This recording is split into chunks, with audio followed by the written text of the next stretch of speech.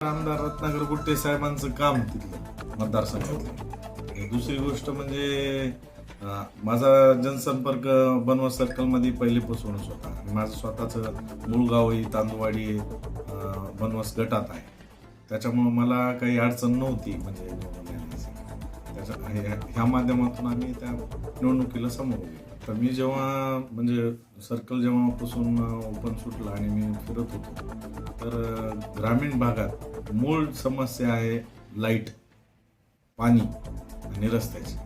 त्या तीन गोष्टीवर मी जास्त भर देणार बनवस सर्कलचा. गुट्टे साहेब म्हणजे त्यांनी भरपूर बघा 6 ते 6.5 कोटीचा गंगाखेड मतदारसंघात कामं केली आहे आणि त्यांचंच म्हणजे ते इन्स्पिरेशन असल्यामुळं आणि त्यांनी जी केलेली कामे आहे त्याच्यामुळे जनता त्यांच्या पाठीशी आहे. त्यांच्या मार्गदर्शनाखाली आम्ही त्याच पद्धतीने बनवस गटामध्ये काम करण्याचा प्रयत्न. घराणेशाहीला विरोध केला होता पण मी 2012ला निवडणूक लढवली होती. तेव्हा माझा बनवस गटातूनच 42 मतांनी पराभव झाला. पण तेव्हापासून मी म्हणजे होईल तितकं जनसंपर्क वाढवला, काही म्हणजे कामं टाकण्यात आली माझ्याकडून आणि त्या माध्यमातून आता ह्या निवडणुकीला मला इतकं काही अडचण आली नाही आणि 26च्या मताधिक्याने माझा विजय झाला. योगायोग पालकमंत्री आपले मेघना दीदी परभणीच्या मूळ असल्यामुळे नक्कीच परभणीच्या प्रत्येक आता आमचा गट असेल किंवा मतदारसंघ परभणी जिल्ह्यातले कोणतेही जिल्हा परिषदचे गट असतील नक्कीच हे जास्तीत जास्त डेव्हलपमेंट होईल. कारण पालकमंत्री आपल्या ह्या मूळ आहे आता कार्यकर्त्यांची पळी आहे.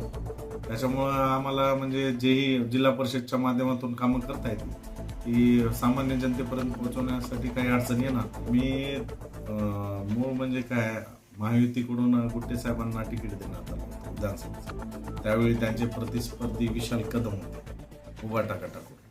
पण ते निवडणूक जशी संपली ते इकडं शिवसेनेकडे आले शिंदे गटाकडे आणि त्यांनी काय मग ते त्यांना जिल्हा प्रमुख पद देण्यात आलं.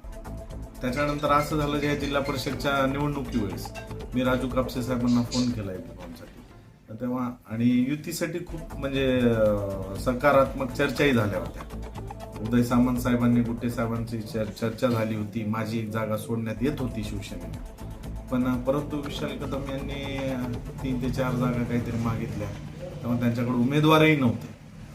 पण ते उमेदवार नसताना फक्त मला म्हणजे मी गुट्टे साहेबांचं महायुतीत काम केल्यामुळे त्यांना मला अडचण आणायची होती. हे अशा विषय असल्यामुळं आणि मी तरीही फोन करण्यात आली माझ्याकडून राजू कापसे साहेबांना की बी फॉर्म मला माझ्यापर्यंत अद्याप मिळालेलं नाही. मग त्यावेळेस मी एकदम शेवटच्या रात्रीपर्यंत वाट पाहिली आणि मग गुट्टे साहेबांनी मला सांगितले की बाबा मी साहेबांशी बोललो की साहेब मला इकडून काही उमेदवारीचं चिन्ह दिसत नाही. त्यावेळी मग मी BJPचा फोन घेतला. साहेब मतदारांचे तर बघा मी कधीच उपकार फेडू शकणार नाही. इतकं प्रेम मला मतदारांनी दिलं आहे. कारण त्या मतदारसंघात आपण पाहिलं म्हणजे मोठमोठे नेते आले, खूप मोठमोठ्या सभा झाल्या. माझ्यावर एकदम खालच्या पातळीवर टीका करण्यात आल्या.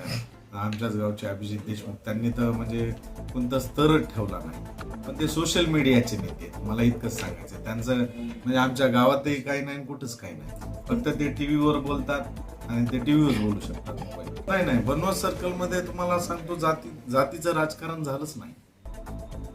कारण आमचा संपर्क होता. आता तुम्हाला सांगतो लांडकवाडी सातगिरवाड एक उदाहरण सांगायला तिथं वंजारी समाज आणि हक्कर समाज तिथं मला 750 पैकी 341 मतदान आणि असे यमगिरवाडी पूर्ण हटकर समाज गाव तिथं मला 50 मतदान आहे 154. म्हणजे असं कुठंच झालं नाही आणि जातीवादाला आमच्या सर्कलने जातीवादा खोडून काढलेला आहे असं माझं मत आहे.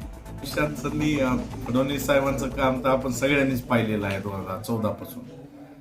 फडणवीस साहेब हे म्हणजे खूप मोठं विकास करणारं नेतृत्व म्हणून पुढे आलेलं आहे आणि त्याच्यामुळे त्यांच्याकडे बघून आमचे इथले मेघना दीदी असतील गुट्टे साहेब असतील त्यांच्या मार्गदर्शनाखाली जेही असेल ते मी आमच्या गटाचा विकास करण्याचा प्रयत्न